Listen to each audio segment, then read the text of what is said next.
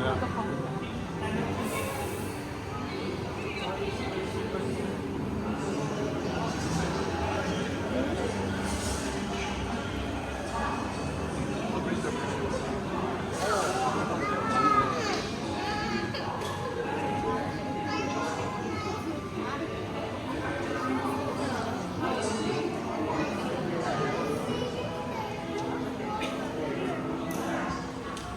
好き好きな人って分かるんかな。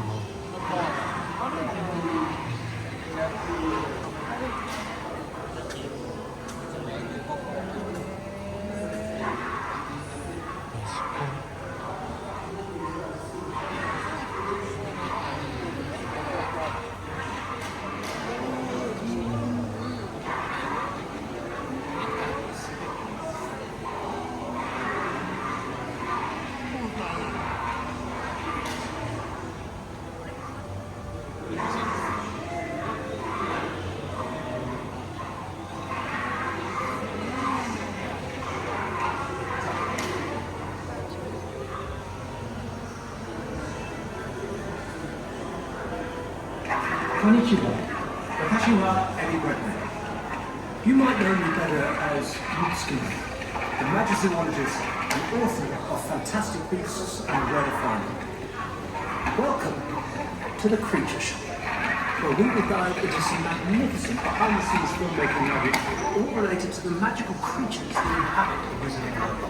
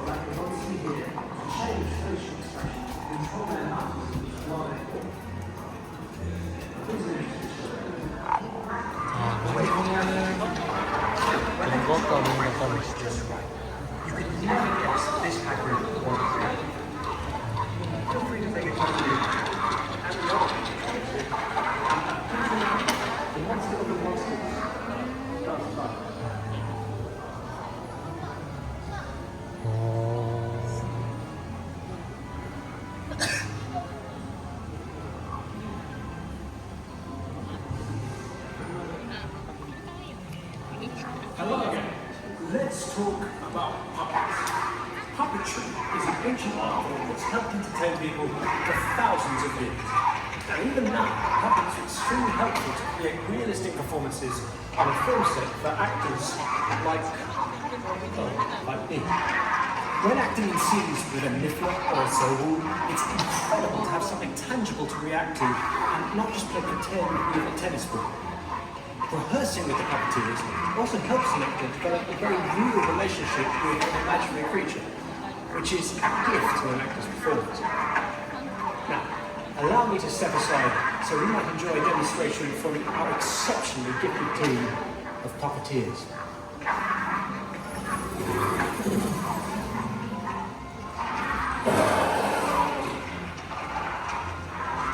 With the bone truckle is one of the smaller ones used in films. The Zobu is one of the largest. Although not the largest. We referenced real animals for the Zobu. Even though she's a magical creature, we really want to do it. And that gave the Zobu a specific vocabulary of movement. Certain shyness, apprehension towards humans. Things you like seeing.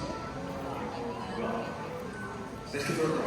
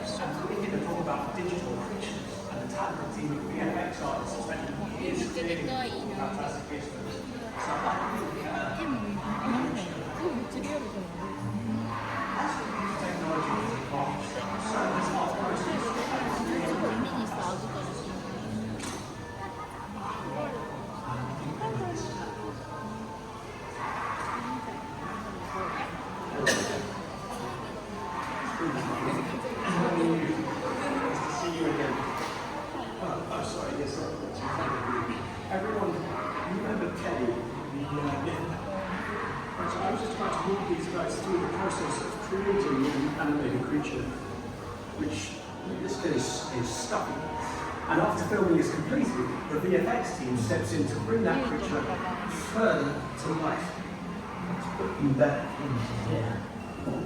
The art of creating a digitally animated creature, put simply, starts with a design sketch.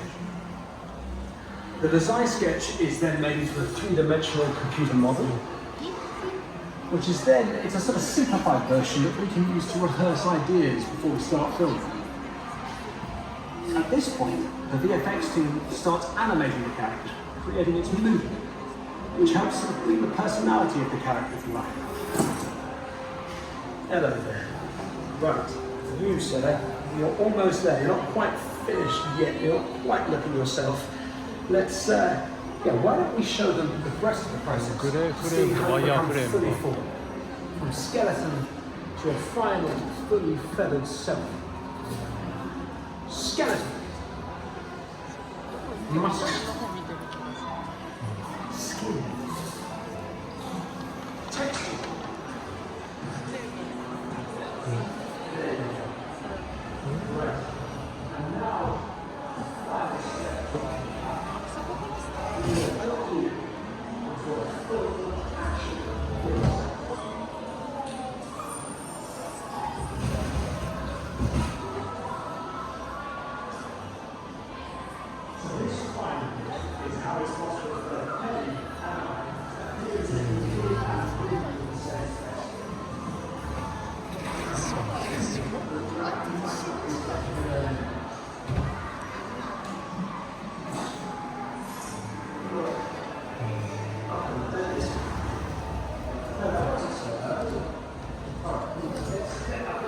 show everyone that whole process again.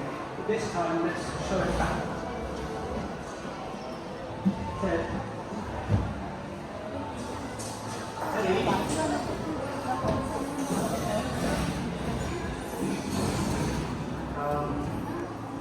Well, I was going to give you a golden galleon for your cup.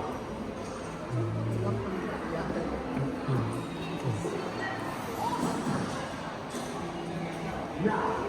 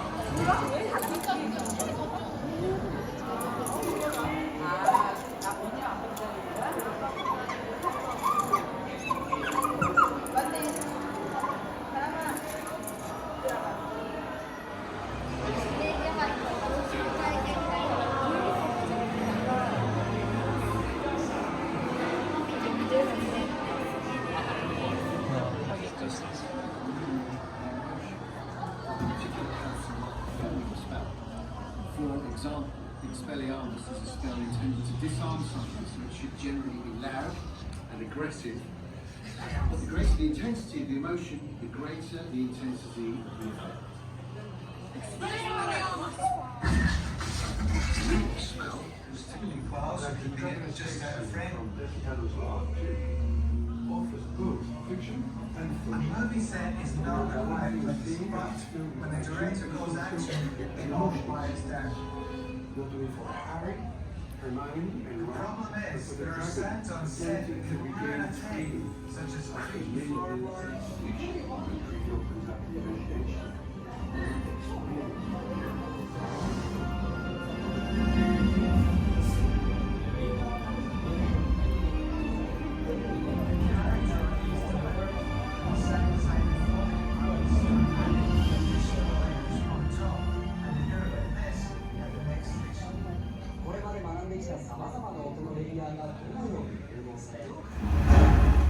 Hello, my name is Pete Burgess. and I was the Foley artist for Deathly Hallows Part 2.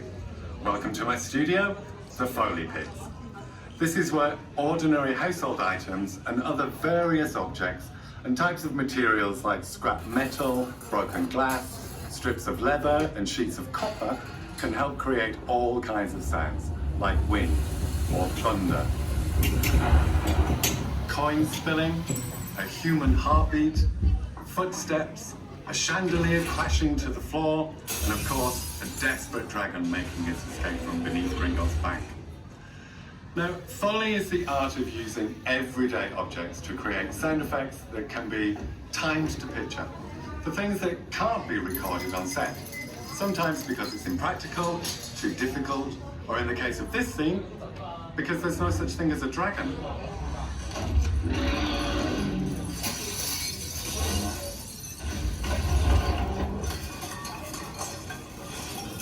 For the escape from Gringotts in Deathly Hallows Part 2, the Foley department provided dragon sounds for claws, footsteps, the dragon's chain, and of course the sound of its fiery breath. When the dragon finally reached the roof of Gringotts Bank, we needed to create the sound of its massive and powerful wings flapping as it struggled to gain flight. And this is how we did it, with this piece of leather.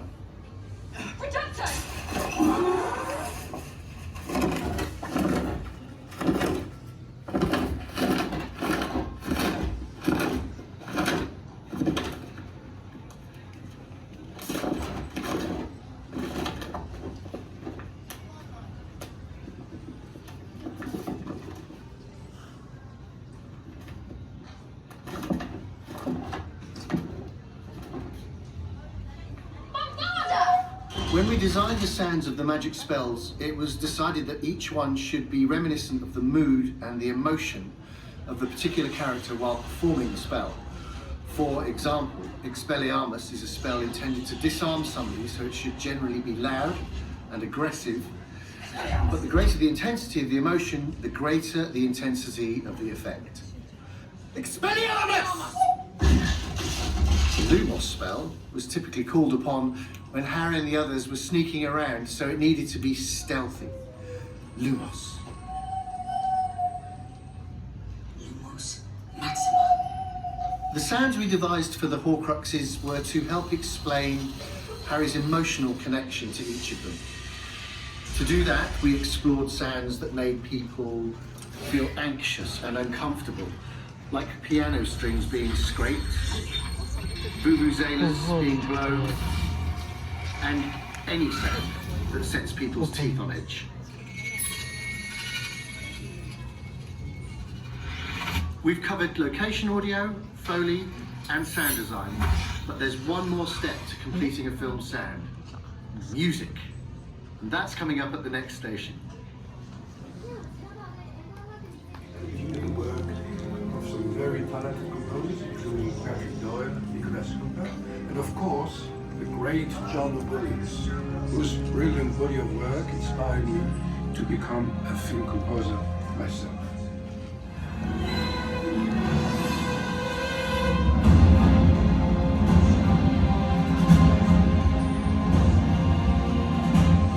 When you write music for a film, you are creating what I like to refer to as fiction and function. It is a concept.